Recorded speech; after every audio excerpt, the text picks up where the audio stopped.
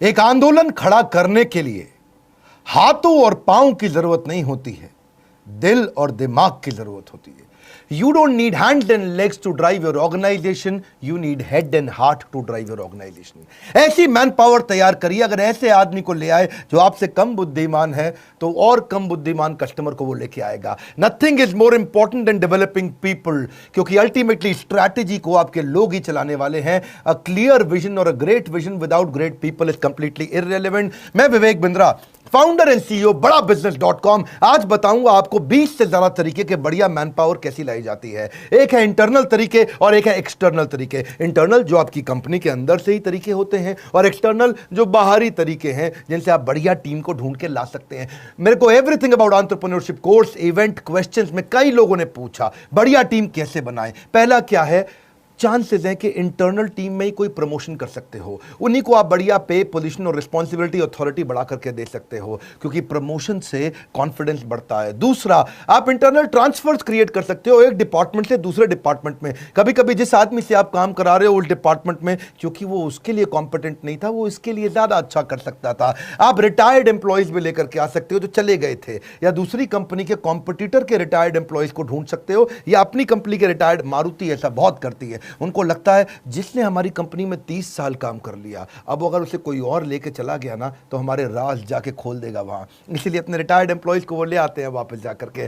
C, you need to have collaborative hiring process. Steve Jobs कहते थे collaborative मतलब मिली जुली अंदर पूरी टीम के साथ में। एक और तरीका क्या है, अपग्रेड कर दें, कुछ लोगों को अपग्रेड कर दें, उसकी डेजिग्नेशन ना बढ़ाएं लेकिन उसकी रिस्पॉन्सिबिलिटी बढ़ा दें और उसका थोड़ा तनख्वाह भी बढ़ा दें, अथॉरिटी बढ़ाए बिना। देखिए, recruitment should be viewed as the most important, as important as sales, highly critical। आपके लिए सेल्स इंपॉर्टेंट है, उतना ही इंपॉर्टेंट है बढ़िया मैन पावर लेकर के आना। जितना पैसा इंपॉर्टेंट है उतना ही मैन पावर, क्योंकि acquiring the right talent is the most important key for growth. Hiring was, hiring is and hiring will be the most important part. मेरी अपनी ऑर्गेनाइजेशन में अच्छी लीडरशिप बनाने के लिए मैंने बहुत काम किया है। आज मैं अपने ऑफिस नहीं जाता, इसलिए नहीं कि कोरोना क्राइसिस है या लॉकडाउन है। पिछले 1 साल से मैं मुश्किल से अपने ऑफिस 6 बार गया हूंगा, क्योंकि बढ़िया टीम तैयार करी है। और मेरा 5वां पॉइंट है, train your man power.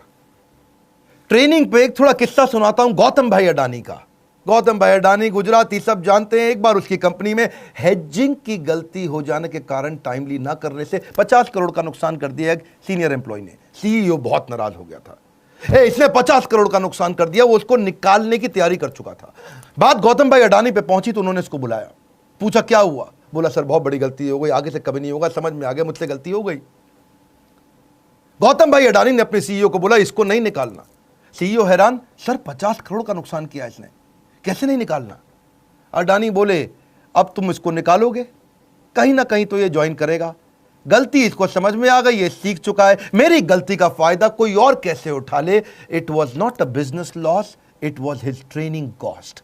Gautam भाई अडानी का वो डिसीजन, उस एम्प्लॉय को ना निकालना, व्यापार जगत में बहुत अप्रिशिएट किया गया कि एम्प्लॉय अपनी गलतियों से भी ट्रेन होता है, सीखता है और आगे और एसेट बिल्ड करता है। और ऐसे ही एम्प्लॉयज आगे चल के आपके लिए और एम्प्लॉयज लेके आते हैं, जो है मेरा 6ठा पॉइंट, एम्प्लॉय रेफरल। मेरी वीडियो टीम के अंदर, एनिमेशन की टीम के अंदर, पोस्ट प्रोडक्शन की टीम के अंदर ज्यादातर सारे एम्प्लॉय रेफरल से आए हैं। किसी ने किसी का रेफरेंस दिया और वो आया, किसी ने किसी का अंदर के ही लोगों ने रेफरेंस दे दे करके बाहर के लोगों को हायर किया। ये मेरे पीछे कैमरामैन दीपक आज मुझको बताया कि हमारे पुराने एडिटर विशाल विष्णु के रेफरेंस से आया था। हमारे यहां टीम भी ऐसी, क्योंकि happy employees will bring more employees. 7वां तरीका, इंटरनल एडवर्टीजमेंट। अगर आपकी कंपनी बड़ी है और आपने एडवर्टीजमेंट निकाल दिया तो किसी डिपार्टमेंट से कोई डिपार्टमेंट में वो लोग ज्वाइन कर जाते हैं। ये मैंने मारुति से सीखा था। वो लोग इंटरनल प्रमोशन के, इंटरनल एडवर्टीजमेंट के तरीके निकालते थे, हमने भी ऐसा किया। हमारे सेल्स में एक लड़का हुआ करता था राहुल, वो ठीक ठाक काम करता था, लेकिन जिस दिन इवेंट्स, जो हमारे फिजिकल इवेंट्स होते हैं, उसकी एड निकली तो उसने सेल्स से निकल करके यहां अप्लाई किया जॉब इंटर डिपार्टमेंट, और वैसे ही इंटरव्यू हुआ जैसे फ्रेश हायरिंग का इंटरव्यू होता है, उसको सिलेक्ट कर लिया गया। जब से वो इवेंट्स में आया बहुत अच्छा काम करने लगा। Smartest business decisions you can make is to hire qualified people. बढ़िया आदमी को लेके आना आपके बिजनेस का सबसे अच्छा डिसीजन होता है। याद रखिए, सस्ता आदमी बाद में ज्यादा महंगा पड़ता है, वो कॉस्टली पड़ता है, डिसरप्टिव पड़ता है और टाइम बहुत वेस्ट कर जाता है। इसीलिए ये सबसे महंगी गलती होती है, गलत आदमी को लाना। रिक्रूटमेंट मुश्किल है, मैं मानता हूं, ये इतनी मुश्किल है कि जैसे खेत के अंदर सुई ढूंढना। खेत में सुई कैसे ढूंढोगे, क्योंकि ये है इतना इंपॉर्टेंट काम। प्रीवियस एप्लीकेंट पे भी फोकस करो। कई बार पहले इंटरव्यू देके लोग जा चुके थे और उनका रिज्यूमे अभी तक पड़ा हुआ है, आपने जवाब नहीं लिया या उस समय डिसीजन नहीं लिया, उस समय वो आदमी काम नहीं आता। तो पुराने लोगों पे ध्यान दें।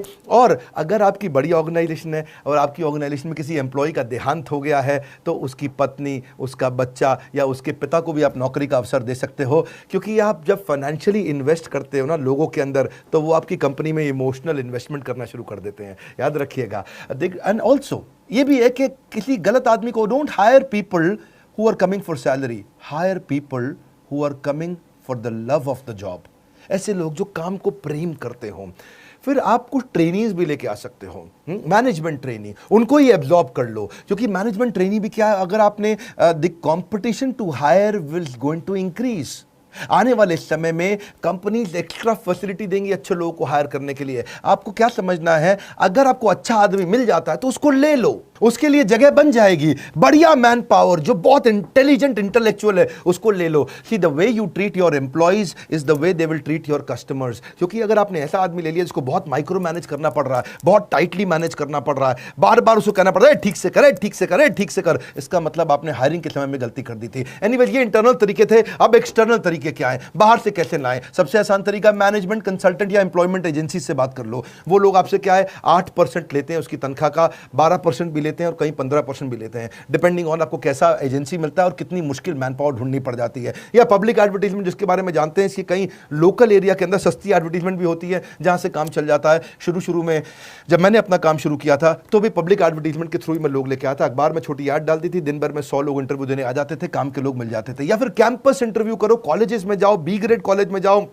वहां से आप बी ग्रेड कॉलेज का ए ग्रेड आदमी उठा के ले आओ, सस्ता पड़ता है आपको। ए ग्रेड कॉलेज से बी ग्रेड आदमी लेना भी महंगा पड़ता है, यानी कि आईएम में जाओगे वहां पे ए ग्रेड कॉलेज तो है लेकिन उनका बी ग्रेड आदमी भी बहुत महंगा पड़ेगा। आप किसी बी ग्रेड कॉलेज में जाओ, उनका ए ग्रेड आदमी लेके आओ, आपको सस्ता मिल जाएगा। ढूंढिए इस तरह से।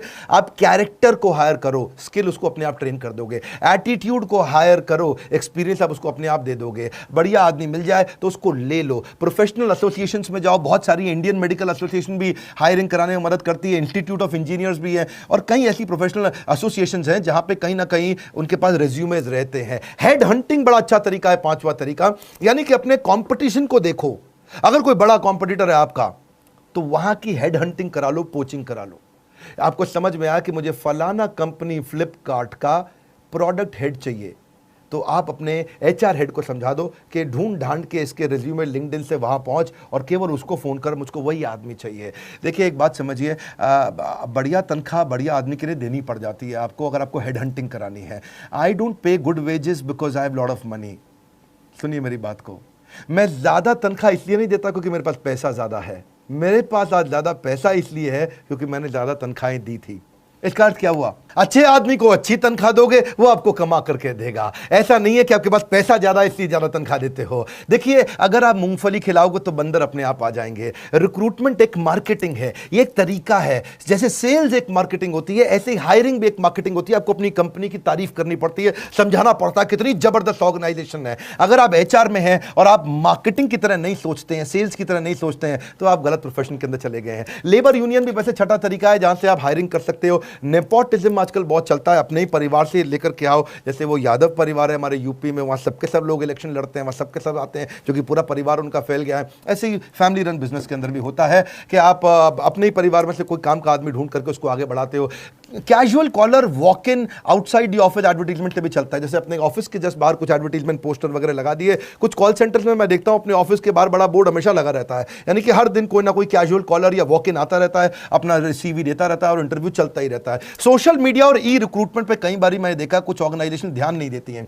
अपने वेबसाइट पे करियर का क्लियर ऑप्शन दीजिए और सोशल मीडिया में बार बार बताइए, उससे आपको ई स्क्रीनिंग और ई रिक्रूटमेंट अच्छा तरीका है। फिर एक तरीका क्या है, एक्विजिशन एंड मर्जर। कोई अगर आपको ऐसी कंपनी दिख रही है जो कंटेंट बढ़िया बनाती है और आपको वहां के कुछ कंटेंट डेवलपर चाहिए, उसकी जगह कंपनी के मालिक से बात करिए, तेरी कंपनी में कितने आदमी हैं? बोले मेरी कंपनी में 25 आदमी हैं, मुझे सारे 25 आदमी दे दे, अपनी कंपनी बेच दे, मैं इनसे सबसे काम करा लूँगा। तो 25 के 25 आदमी पूरे इंटेलिजेंट, पूरे ट्रेंड आपको मिल गए। आपने उसकी एक मुश्त उसकी कंपनी के नाम पे ये पैसा दिया, रेडीमेड आपका काम हाई स्पीड पर चला गया। ये तब काम आता है जब बहुत बड़ी हायरिंग करनी हो, बड़ा नंबर चाहिए और आपको स्पीड और ग्रोथ के लिए पैसा हो लेकिन टाइम बिल्कुल ना हो। याद रखिए, great people are companies greatest asset. बढ़िया लोग लेकर के आइए। एम्प्लॉयमेंट एक्सचेंज भी पुराने तरीके हैं, अब चलता है नहीं चलता आपको चेक करना पड़ेगा। But when you are hiring, you are not just recruiting employees, you are sowing the seed of reputation. यही एम्प्लॉय आपकी ऑर्गेनाइजेशन की रेपुटेशन बनाती है। आप एक बीज बोने का प्रयास कर रहे हो। बहुत सारे ऐसे भी लोग हैं जो वेटिंग लिस्ट में आपके थे, पुराने थे पड़े हुए, पर आप भूल गए, आपने ध्यान नहीं दिया। अपने रेज्यूमेस की वेटिंग लिस्ट भी निकालो बाहर, हो सकता है उसमें भी कोई सिलेक्टेड कैंडिडेट आपको पसंद आएगा। मैंने इंटरनल की बात भी करी, एक्सटर्नल की बात भी करी। एक में 10 बताए, एक में 12 बताए। फायदे नुकसान समझ लीजिए। देखिए, इंटरनल मेथड में क्या है, आप अगर अपनी कंपनी के अंदर से लेते हो तो लोग बहुत मोटिवेटेड रहते हैं, उनकी लॉयल्टी और बढ़ जाती है। अरे लाला जी हम लोग को प्रमोट कर रहे हैं, ये नहीं कि बाहर से लेकर आ रहे। अच्छा लगता है उनको। ये थोड़ा क्विक भी है और कॉस्ट इफेक्टिव भी है, महंगा नहीं पड़ता है, सिंपल प्रोसेस है, रिलायबल है। लेकिन इंटरनल में नुकसान भी है छोटा सा, आप बढ़िया फ्रेश टैलेंट नहीं ला पाते। आपको कई बार फेवरेटिज्म देना पड़ता है। अरे ये तो हमारी जाति का है, इसको लगा देते आगे, हा हा हा। ये क्या, कई बार फेवरेटिज्म भी आ जाता है। और लिमिटेड स्कोप भी होता है, क्योंकि आपके पास वही 10 लोग हैं, उन्हीं में से आपको लेना है। बाहर से कई बार कॉन्फ्लिक्ट भी हो जाता है। आपने 10 में से एक को बढ़ाया तो बाकी 9 खुंदक खा गए। लाला जी का कुछ चक्कर है इसके साथ में, तो ये बड़ा गड़बड़ रहता है। एक्सटर्नल मेथड के भी फायदे नुकसान है। अगर आप बाहर से आदमी लेके आते हो, फायदा क्या है, थोड़ा फेयर और इम्पार्शियल है। आप बाहर से लेकर के आए हो, ढूंढ के लेके आए, थोड़ा ट्रांसपेरेंट है, फ्रेश नया टैलेंट आता है, नई इंटेलिजेंस भी आती है कंपनी में। स्कोप बहुत बड़ा है, क्योंकि अपनी स्कोप कैसे बड़ा है कि आप हजारों लोग हैं, हजारों में से 10 चुनने हैं आपने, और इससे ऑर्गेनाइजेशन ग्रो करता है। लेकिन नुकसान क्या है, इसमें जो अंदर बैठा है बेचारा वो टेंशन में आ जाता है, ये बाहर से लाए जा रहे हैं, हमारा नहीं ध्यान रख रहे। दूसरा, टाइम कंज्यूमिंग भी पड़ता है, क्योंकि बाहर से आदमी लाने में वो कई नोटिस पीरियड दे करके आएगा, थोड़ा लेंदी और कॉस्टली प्रोसेस है। एम्प्लॉयज डिससैटिस्फाई भी हो जाते हैं, कभी कभार इनसिक्योरिटी भी आ जाती है। लेकिन hire people brighter then you. एक कैटेगरी आदमी लेके आना, ये रूल है मेरी कंपनी में, हमने रूल बना रखा है। अपने एचआर को मैंने बोला हुआ है, आज मेरी फैमिली लगभग 1,500 से 2,000 एम्प्लॉइज और हमारे चैनल की हो गई है, और हेड ऑफिस के अंदर भी, दिल्ली के अंदर भी 400 आदमी बैठते हैं। रूल क्या है, एक कैटेगरी एम्प्लॉय चाहिए, एक कैटेगरी एम्प्लॉय चाहिए। दिमाग में घुसा दिया है। अपने से ज्यादा बुद्धिमान आदमी लेकर क्या, और उसके रास्ते से बाहर हो जाओ, उसके बाद वो काम करके दिखाएगा। Satisfied employees will get more customers will mean more profitability. वैसे मैंने आजकल यूट्यूब पे ही काफी बिजनेस कंटेंट फ्री में देना शुरू किया है। अच्छा लगता है तो मुझको जरूर बताइएगा। एवरीथिंग अबाउट एंटरप्रेन्योरशिप में हमने एचआर से संबंधित सारे टॉपिक्स कवर किए हैं। एम्प्लॉय को रिटेन कैसे किया जाता है, सक्सेशन प्लानिंग, अगला टीम कैसे डेवलप करें, इसको लीडरशिप इन पाइपलाइन बोलते हैं। हाई परफॉर्मेंस कल्चर कैसे आता है, रिक्रूटमेंट, हायर करने का प्रोसेस क्या है, मैनेजरियल एफिशिएंसी, कम आदमी से ज्यादा काम कैसे कराएं, कॉम्पेंसेशन एंड बेनिफिट, तनख्वाह के स्ट्रक्चर कैसे होते हैं, training and development, on boarding का प्रोसेस क्या रहेगा, रिवॉर्ड्स कैसे दिए जाते हैं, ईसॉप एम्प्लॉय को शेयर होल्डर अगर बनाना हो 1% 2% कैसे बनाते हैं, जॉब डिस्क्रिप्शन ईए का, पीए का, डिपार्टमेंट हेड्स का कैसे बनाते हैं, रिव्यू कैसे करें, उनके परफॉर्मेंस को पढ़ें कैसे, एग्जीक्यूशन एक्सीलेंस, स्पीड कैसे लाएं, केआरए और केपीआई के इंडिकेटर कि उनके भाई स्कोर बोर्ड आपको बनाना पड़ेगा, सेल्फ कोचिंग का डायरी तैयार करें, एम्प्लॉइज को ही एंटरप्रेन्योर या इंट्राप्रेन्योर कैसे तैयार करें। बात बड़ी सरल है, हम कंटेंट में डेप्थ देते हैं। आज सारे एमबीए कॉलेजेस और यूनिवर्सिटीज अब हमारे साथ पार्टनर करने लगे हैं, क्योंकि वो जानते हैं मैनेजमेंट का प्रोग्राम आज बड़ा बिजनेस से पावरफुल कोई नहीं देता, कंज्यूमर रेलेवेंस पे फोकस करते हैं। मैं फिर बता रहा हूं, बोर्डलाइन नंबर पे फोन करके पता लगाइए क्या बड़े मियां छोटे मियां स्कीम बची है या खत्म हो चुकी है, और कैसे इसका आपको लाभ पूरी तरह से मिलेगा। हमारे साथ जुड़े रहने के लिए नीचे कॉमेंट बॉक्स में बताने के लिए कि बिजनेस का और कौन सा टॉपिक अटेंड करेंगे, सब्सक्राइब दुनिया भर में करने और करवाने के लिए, वर्ल्ड का नंबर 1 एंटरप्रेन्योरशिप यूट्यूब चैनल बनाने के लिए आपका हृदय की गहराइयों के साथ हाथ जोड़ के धन्यवाद।